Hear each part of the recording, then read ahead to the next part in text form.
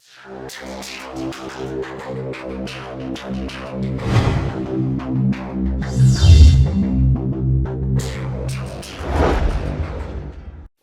2024년 4월 25일 이정훈입니다. 여야 영수회담이라 그래야 되나? 대통령하고 민주당 대표가 만나는 그 회담, 의지의 조율이 안 되는 것 같습니다. 이재명과 윤석열 만나는 거 어떻게 봐야 될까요? 저는 이 얘기를 하고 싶습니다. 대장동을 윤석열 게이트라고 했던 이재명을 만나 뭘 하겠다는 건가? 그걸 기억해야 됩니다. 두 번째, 남북 정상회담을 문재인 씨가 가졌었죠. 미북 회담에서 노딜이 되니까 김정은이가 어떻게 나왔습니까? 그렇게 고생해준 문재인을 삶은 소대가리 특등 머저리라 그랬습니다. 그걸 기억하라는 겁니다. 왜 김정은이는 그랬을까요? 자기 코가 석자니까. 지금 자기 코가 석자인 사람은 총선에 패배한 윤석열 아니라 감옥에 가야 하는 이재명입니다. 도하 보도를 보게 되면 여야 영수회담 일정이 확정되지 못했다. 이유는 의제를 정해놓고 하자라는 게 이재명 측이고, 의제 제한 두지 말고 다양하게 얘기를 하자. 자유로운 형식으로 하자라는 게 대통령실이라서 결론을 내지 못했답니다. 이 민주당은 1인당 민생 지원금 25만 원 지급이나 그 다음에 여러 가지 특검법을 의제로 다루고자 하죠. 그리고 지난번 보도에 따르면 지난 2년 동안 윤석열 정부가 실정한 것에 대한 문제를 논의하자, 그렇게 보도가 있었는데, 어쨌든 실정 부분은 그렇다고 하더라도 25만 원 주는 거하고 특검법 문제에 대해서는 어느 정도 결론을 내놓은 상태에서 영수회담 하자, 이렇게 제의를 했기 때문에 그럴 순 없다. 다양한 얘기를 들어보는 걸 하자. 그래서 이제 안 됐다는 겁니다. 저는요, 이걸 보면서 How to Negotiate Communist라는 책이 있습니다. 터너 조이 제독이라고 기억하는데 1951년부터 53년까지 유엔 군을 대표한 미군 대표하고 북한의 인민군 측은 오랫동안 정전 협상을 해서 정전을 합니다.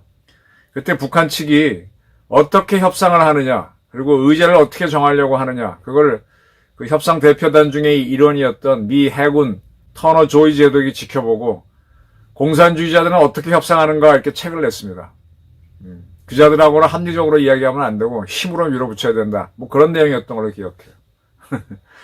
지금 이재명 대표가 원하는 대로 25만 원 지급하자는 거를 의제를 올려놓고 얘기하면, 그게 만약에 정부에서 받겠다라고 하면 이재명은 회담 끝난 다음에 내가 했다 자랑할 거고, 실패하면 내가 이렇게 노력했는데 윤석열 대통령이 반대했다 이렇게 떠들 거죠. 특검법도 마찬가지고, 내가 단판 지어서 결정지었다. 청와대 용산에서 뭐라고 설명하든 관계없이 그냥 안 되면 이걸 거부했다고 다시 사회 이슈화하는 거잖아요. 그러니까 잘 보셔야 돼요. 협상을 잘하는 사람, 좀 악당적인 입장에서. 북한이 그거 잘하잖아요. 북한하고 우리하고 붙으면은 우리가 이기죠. 근데 그건 종합적인 거에서 이기는 거고, 호랑이가 아무리 용맹해도 바다에서는 상어한테 당하기 힘들겠죠. 물에 들어가서 악어한테는 어렵겠죠. 그죠? 그러니까 자기가 유리한 종목으로 시합하자고 하는 거지. 북한이 그러잖아요. 항상 자기네가 자신 있는 싸움으로 한국 나와서 거기서 딱 이겨가지고 모든 걸 이긴 것처럼 하는데, 그게 바로 의제 선점이잖아요. 그게 바로 How Negotiate Communist, 바로 그 내용이잖아요. 제가 제목에서 말씀드렸습니다. 대장동 게이트를 윤석열 게이트라고 했던 사람이 이재명인데, 그와 만나서 뭘 어떻게 협치를 하겠다고. 근데 벌써부터 의제를 이기면 자기 자랑이고 실패하면 트집 잡을 수 있는 걸로 이재명 측은 하자고 나오잖아요. 저런 사람들을 어떻게 다룰 것이냐, 이 고민을 해야 됩니다. 그런 예로서 아주 좋은 게, 북한의 김정은이는 미국하고 이렇게 해가지고 미국과 바로 통화해서 어떻게 협상해서 자기네 그걸 극대화하기 위해서 문재인을 이용했잖아요. 문재인을 만나야만 문재인이 미국한테 얘기해서 트럼프하고 만나게 해줄 것 같으니까 만났습니다. 그래서 트럼프를 만나고 했는데 트럼프가 노딜을 해서 씨 이게 뭐지? 하고 다시 한번 만났는데 또 노딜 당하니까 그때부터는 자기가 어벙하게 해서 당했다는 말은 할 수 없고 중간에 다리를 놓았던 그렇게 애를 쓰고 갖다 퍼준 문재인을 삶은 소대가리 특등 머저리 이렇게 했지 않습니까? 싹 바뀝니다. 김정은이는. 이재명은 어떨 것 같습니까? 대장동 게이트를 윤석열 게이트라고 했던 사람인데 그 사람하고 회담해서 아니 이번에 총선에 이겼다고 사람이 바뀝니까? 사람 고쳐 쓸 수 있다고 보시나요? 사람 고쳐 쓰는 게 쉽지 않습니다.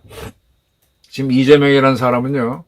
지금 이화영 사건, 이 초록이 동색이라고 같이 놀잖아요. 이재명 씨가 경기지사 하면서 이화영 씨를 부지사로 써서 그냥 경기도나 잘하면 될 텐데 뭐 북한 문제를 다룬다고 김성태 쌍방울 그룹하고 왔다 갔다 하다가 다 걸려들었죠. 지금 이 사건과 관련해서 이재명은 수사 대상입니다. 기소는 아직 안 돼 있지만. 그런데 지금 이화영 씨가 검찰 조사를 받을 때 술자리 회유를 받았다. 뭐 술을 마셨다. 그러다가 그게 증거가 없고 뒤집어지니까 안 마셨다. 네, 이랬습니다. 그거 지금 별별 게 다 공개됐는데 지난 4월 16일 이재명 씨는 뭐라 그랬는가 하면 이화영 씨의 진술은 회유당했다. 뭐 100% 사실로 본다. 라고 했고 저 검찰 조사실에 폐쇄로 CCTV 출정 기록, 소환된 기록, 담당 교도관 진술 확인하면 간단하다. 알아볼 수 있는데 왜 안 하냐 그랬는데 뭐 CCTV 뭐 교도관 진술, 교도소하고 왔다 갔다 한 기록 다 나왔는데 술 먹었다는 게 안 나오잖아요. 먹을 수 없는 구조인 게 나오니까 나왔지 않습니까? 그러면 이재명이 지금 어떻게 해야 돼요? 이거 인정해야 될 거 아니에요. 근데 인정 안 하잖아요. 다만 여기에 대한 목소리를 낮췄습니다. 그런데 지금 이화영 씨 측 변호인은 거꾸로 이 사건을 조사해달라고 고발을 했나요? 고소를 했나? 회유가 있었다고? 그래서 경찰이 검찰을 조사하게 만듭니다.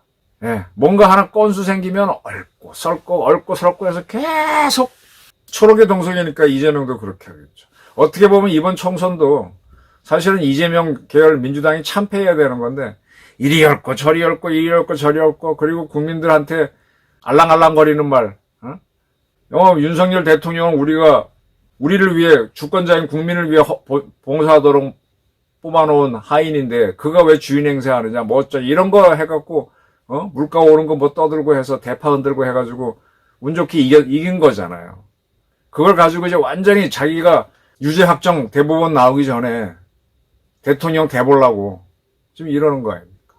이런 사람을 상대로 영수회담을 한다. 네. 그러면 나중에 삶은 소대가리 특등 머저리 소리 들을 각오를 하고 해야죠. 그리고 그런 소리 나왔을 때 한 방에 박살내는 예를 들면 트럼프 같으면은 김정은이가 까보니까 분노와 화염을 퍼붓겠다라고 해서 굴복시키고 했지 않습니까? 그게 있어야죠. 윤 대통령이요. 뭐 어쩔 수 없었다라는 것도 이해가 되지만 크게 실수한 게 한동훈 씨도 그렇고 차고 넘친다가 증거가 그랬는데 어쨌든 뭐 구속에 실패를 했으니까 이재명을 지난 2년 동안 자유롭게 돌아다니게 한 게 큰 실수예요. 뭐 법원이 무슨 책임을 져야 되겠지. 강규태인가 강태균가 그 판사 같은 사람들. 그럼 어쨌든 뭐 그게 실수였죠.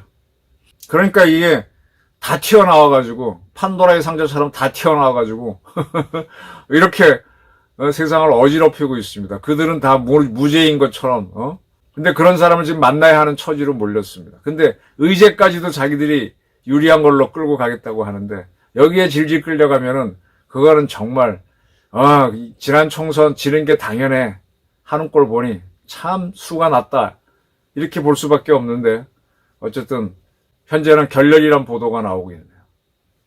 이재명을요 어떻게 상대할 것이냐 조이 제독의 책을 좀 보고 문재인이 김정은한테 한 거를 다시 한번 보면서 그 당시 기억나시죠? 국가정보원장 대한민국 국정원장이 판문점 정상회담 할 때 저 뒤에서 눈물을 흘렸잖아요. 나중에 그 양반이 국가안보시장 돼가지고 해수부 공무원 사건 국민한테 북한 수원 통지문을 우리 읽었는데 그 자막하고 본인이 한자 한자 똑같이 읽겠다고 한 내용이 다르고 또 KTV에서 보도한 자막이 다르고 연합TV가 반환한 자막이 다르고 그렇게 엉망진창이 됐던 겁니다. 그러니까 용산에서도 이재명이라는 사람은 지난 총선 때 한동훈 씨는요 범법자라는 시각에 갇혀갖고 거부만 하고 피했지 다루지는 못했어요. 제가 누차례 말씀드렸지만 소통은 국민하고 하라 이거야. 대통령은. 이재명 세력은 어떻게 관리하라 이거야. 이 자들이 힘이 더 커지지 못하도록 관리하라 이거야. 그리고 법으로 잡으라 이거지. 그런 개념으로 가야 됩니다. 이 협치를 하라고 지금 뭐 몇 개 언론에서 떠들어서 이재명하고 일단 협치를 하는 모양으로 지금 하긴 하는데 이게 협박의 자리입니다.